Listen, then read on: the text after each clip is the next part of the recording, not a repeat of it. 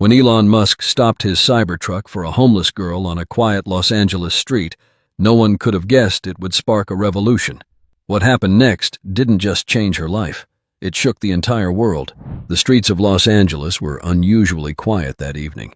A gentle breeze carried the faint hum of distant traffic as Elon Musk drove his sleek Cybertruck down Sunset Boulevard. The vehicle's polished surface reflected the city lights, but his mind wasn't on the road. He was lost in thought, mulling over the complexities of his latest ventures. That's when he saw her. Sitting on the cold concrete near the corner of a dimly lit convenience store was a young girl, no older than 10. Her small frame seemed almost swallowed by the oversized hoodie she wore, and her legs were tucked beneath her in a futile attempt to stay warm.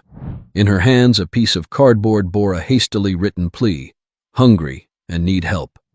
Elon slowed down, his eyes fixed on her. Something about her struck a chord, a mixture of vulnerability and quiet strength that made it impossible to look away. Without hesitation, he pulled over, the Cybertruck's tires crunching against the gravel by the curb. Passers-by stopped in their tracks, unsure what to make of the billionaire stepping out of his futuristic vehicle to approach a homeless child. "Hey there," Elon said softly, crouching to meet her at eye level. She looked up, startled, clutching the sign tighter. Her large, expressive eyes searched his face, wary yet curious. "I'm Elon. What's your name?" he asked, his voice warm but direct. She hesitated before answering, her voice barely above a whisper. "Sophie." In that brief exchange, the world seemed to pause. People gathered at a distance, whispering and taking out their phones to capture the moment. But Elon's focus remained entirely on Sophie. "Are you out here all alone?" he asked, his tone more concerned than prying. She nodded slightly, her eyes darting between him and the growing crowd. Elon noticed the exhaustion etched into her face and the way her fingers trembled, not from fear, but from the cold. Without another word, he took off his jacket and draped it over her shoulders. "Let's talk," he said, his voice steady but kind. "I want to hear your story." As Sophie looked at him, a flicker of hope lit up her eyes, a hope she hadn't felt in a very long time. Sophie hesitated for a moment, clutching the edges of the oversized jacket as if it were a shield. The fabric smelled faintly of musk and leather, a stark contrast to the damp air surrounding her. Elon lowered himself to sit cross-legged on the cold ground, his Cybertruck towering behind him like a silent guardian. His unexpected gesture seemed to soften her initial wariness. "I'm not here to bother you," he said gently. "But if there's anything I can do, I want to help." Her eyes darted to the growing crowd. Strangers were holding up their phones, recording the scene like it was the latest episode of some reality show. "They're watching," Sophie muttered, barely audible. Elon turned his head slightly toward the onlookers, then back to her. "Don't worry about them," he reassured her. "Right now it's just you and me." His calm tone seemed to cut through the noise, grounding her. Sophie studied his face, searching for any sign of mockery or pity. Instead, she saw something she didn't expect: genuine curiosity. For the first time in what felt like forever, someone was looking at her, not through her. "What happened, Sophie?" he asked, leaning forward slightly. "How'd you end up here?"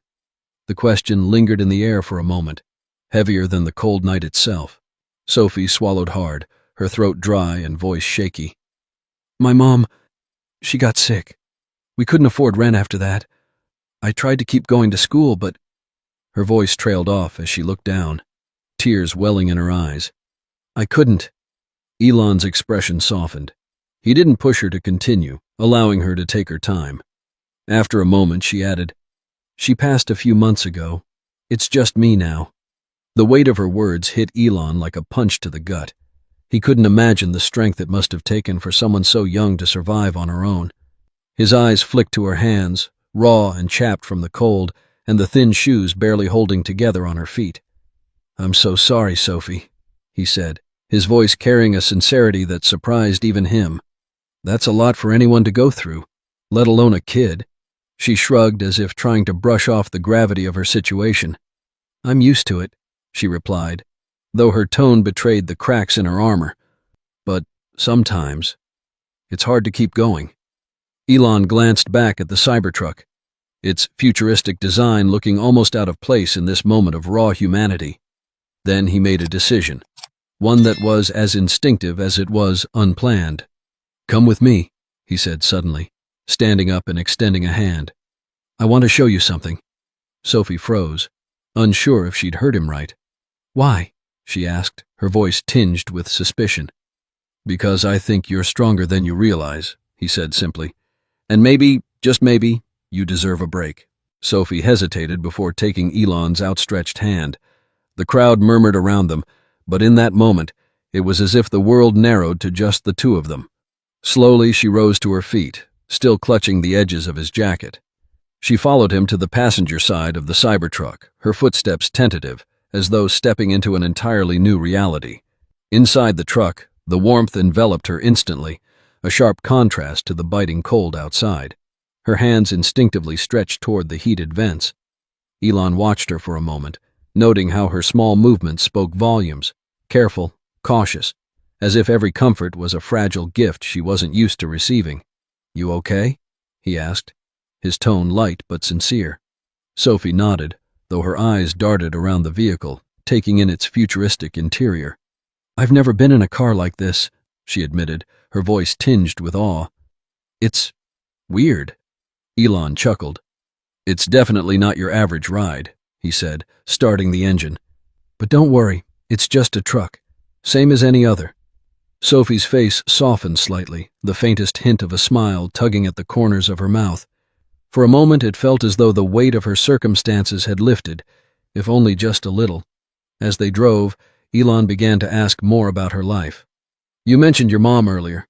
Tell me about her," he said, careful not to press too hard. Sophie's gaze dropped to her lap, her fingers fidgeting with the frayed edges of her hoodie. "She was the best," she said quietly.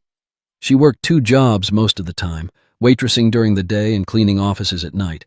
She always said things would get better, that we'd find a way out of the mess."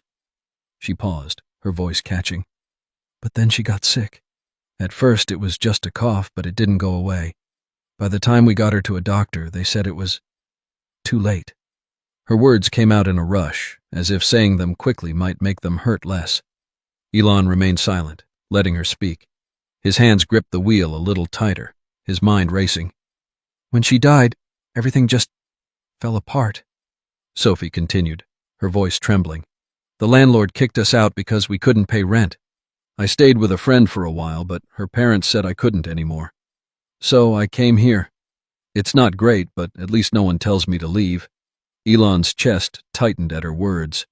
He'd built companies, solved engineering puzzles, and launched rockets into space, but nothing in his vast experience had prepared him for the stark reality of this child's life. The streets had hardened her, but underneath, she was still just a kid who'd been dealt an unimaginably cruel hand. "What about school?" he asked, his voice softer now. "I liked school," Sophie said, her face lighting up for a brief moment. "Math was my favorite.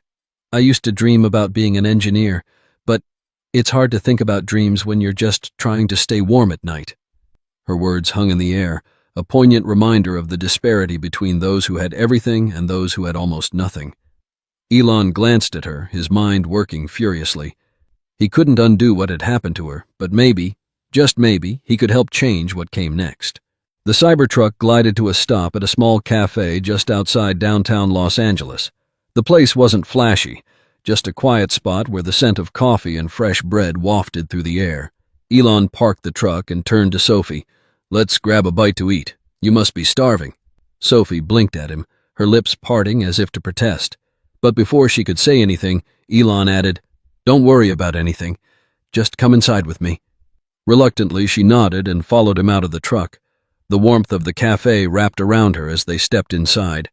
She tugged the oversized jacket closer around her as if afraid someone might take it away. Elon waved to the cashier, who immediately recognized him, her expression flickering between awe and curiosity. "Whatever she wants," he said, gesturing to Sophie. The cashier smiled gently. "What'll it be, sweetheart?" Sophie hesitated, her eyes scanning the menu above the counter. It was clear she wasn't used to being asked what she wanted. Just a sandwich?" she said timidly. Elon leaned closer and whispered, "Get the biggest one." Trust me. That coaxed a small laugh out of her, and for the first time she seemed to relax. She chose a turkey and avocado sandwich, and Elon added hot chocolate and a slice of pie to the order. They took a seat by the window, where the hum of the city was just a distant murmur. As Sophie took her first bite, Elon watched her closely. It wasn't just hunger she was feeding, it was the kind of comfort she hadn't felt in a long time. "Good?" he asked, smiling. She nodded, her mouth full, and for a moment she looked like any other kid enjoying a treat. But the moment didn't last long. Her eyes flickered with uncertainty, as if she was waiting for the other shoe to drop. "Why are you doing this?" she asked suddenly, setting her sandwich down. Her voice was cautious, guarded. "You don't even know me." Elon leaned back in his chair, his expression thoughtful. "You're right, I don't," he said. "But I know this. No kid should have to grow up the way you've been forced to. I can't change what's already happened to you, Sophie, but maybe I can help change what comes next." She frowned, as if struggling to believe his words. "People say stuff like that all the time," she muttered, "but they don't mean it. They just feel sorry for me." Elon leaned forward, resting his elbows on the table. "I don't feel sorry for you," he said firmly. "I feel inspired by you. You've been through so much, and yet you're still here. That takes guts." Sophie's frown softened into something unreadable, but there was a flicker of hope in her eyes, a small spark that hadn't been there before. "So, what now?" she asked cautiously.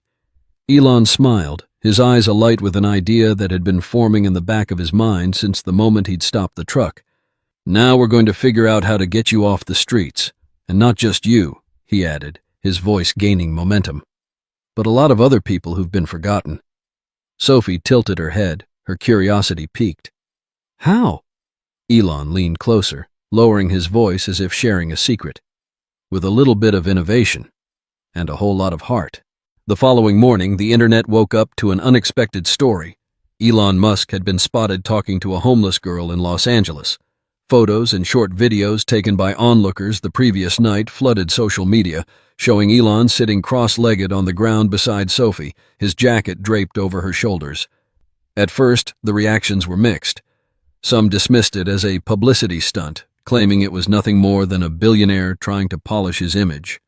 But as more details emerged, accounts from the cafe staff, passers-by, and even a security camera video showing Elon walking Sophie back to his Cybertruck, the tone began to shift. The skepticism gave way to fascination, then admiration. News outlets picked up the story, plastering headlines like, "Elon Musk takes time for homeless girl, a billionaire's unlikely encounter," and "Musk promises change after heartfelt talk with young girl on the streets." Elon, for his part, had remained unusually silent. There were no tweets, no official statements, no interviews. But that didn't stop people from speculating. Who was the girl? What did they talk about?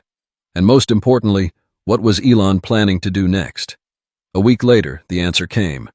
In a rare press conference streamed live on multiple platforms, Elon stood at the Tesla headquarters, a photo of Sophie prominently displayed on a screen behind him.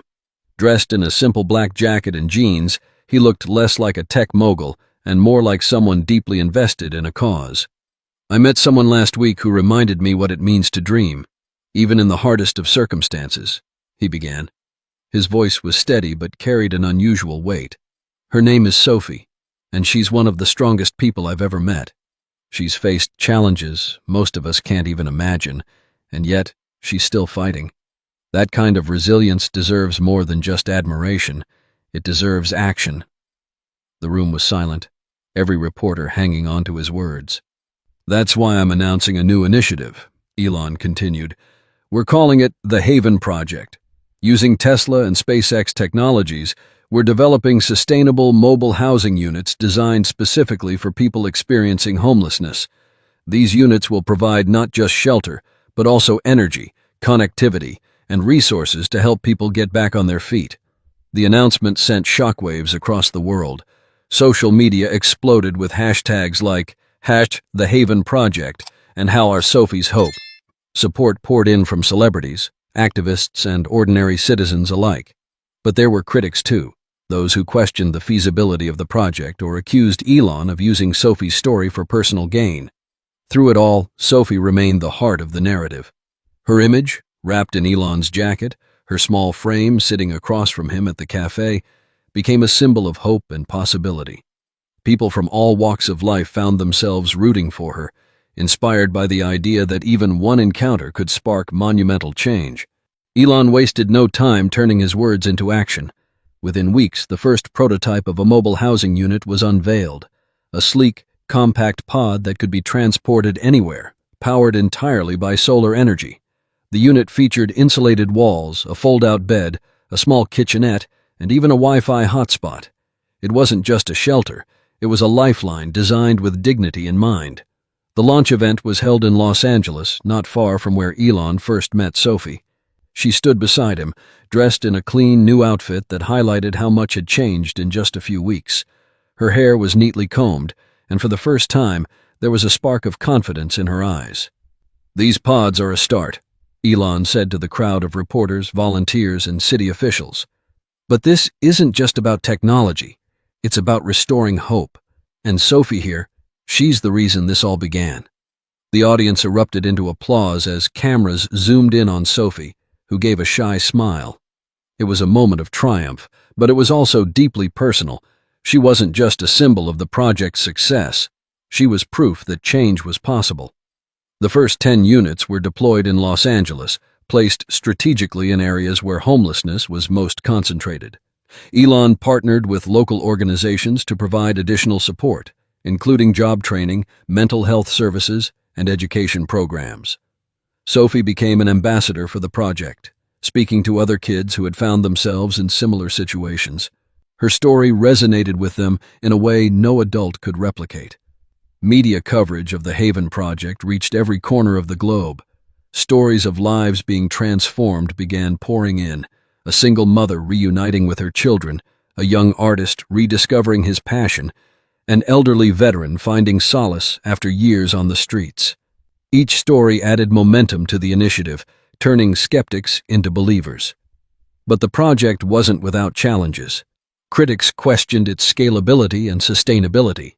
Could these pods really solve the systemic issues behind homelessness?